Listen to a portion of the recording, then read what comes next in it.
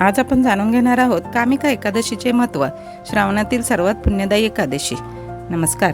श्रावण महिन्यातील कृष्ण पक्षातील एकादशीला कामिका एकादशी असे म्हणतात. हिंदू धर्मात या एकादशीला अत्यंत पवित्र आणि पुण्यदायी मानले जाते. असे सांगितले जाते की या दिवशी श्रद्धेने व्रत, पूजा आणि भगवान श्री विष्णूची आराधना केल्याने सर्व पापांचा नाश होतो, अज्ञानातून झालेल्या चुकांचे प्रायश्चित्त मिळते आणि मोक्षप्राप्तीचा मार्ग खुला होतो. धार्मिक ग्रंथानुसार कामिका एकादशीचे व्रत केल्याने अगदी गंभीर पापांचेही क्षालन होते. या दिवशी व्रत करणे, कथा ऐकणे किंवा विष्णू नामस्मरण करणे हे अत्यंत पुण्यदायी मानले गेले आहे. इतकेच नव्हे तर या व्रताचे पुण्य अश्वमेध यज्ञा इतके महान मानले जाते. या दिवशी भगवान श्री विष्णूंसमोर तुपाचा दिवा लावल्याने पितृ तृप्त होतात आणि त्यांना स्वर्गलोकात अमृत पान केल्याचे पुण्य लाभते, अशी श्रद्धा आहे. त्यामुळे आपल्या पूर्वजांच्या कल्याणासाठीही हा दिवस अत्यंत महत्त्वाचा मानला जातो. कामिका एकादशीला तुळशी पूजनाला विशेष महत्त्व आहे. भगवान विष्णूंना तुळस अत्यंत प्रिय असल्यामुळे तुळशी दल अर्पण केल्याने, तुळशीचे दर्शन व पूजन केल्याने अनेक संकटे दूर होतात आणि यमाच्या भीतीपासून मुक्ती मिळते, अशी मान्यता आहे.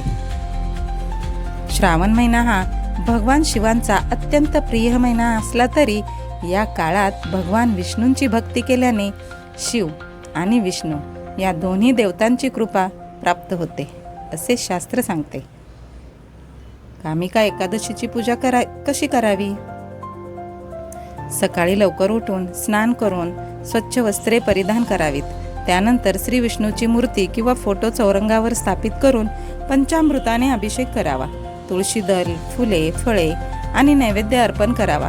भक्तिभावाने ओम नमो भगवते वासुदेवाय या मंत्राचा जप करावा. या दिवशी शक्य असल्यास निर्जल किंवा फलाहार उपवास करावा. दूध, फळे आणि पाणी यांचा स्वीकार करू शकता, मात्र तांदूळ आणि तांदळापासून बनवलेले पदार्थ पूर्णपणे टाळावेत. रात्री भगवान विष्णूंचे नामस्मरण, भजन, कीर्तन आणि जागरण केल्यास या व्रताचे पुण्य अनेक पटीने वाढते, अशी श्रद्धा आहे.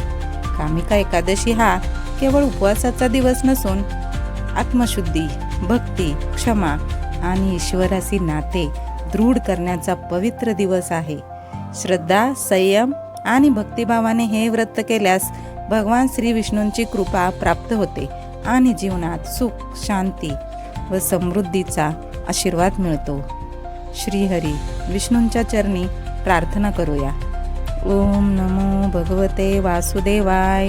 जय श्री विष्णू, जय श्रीहरी.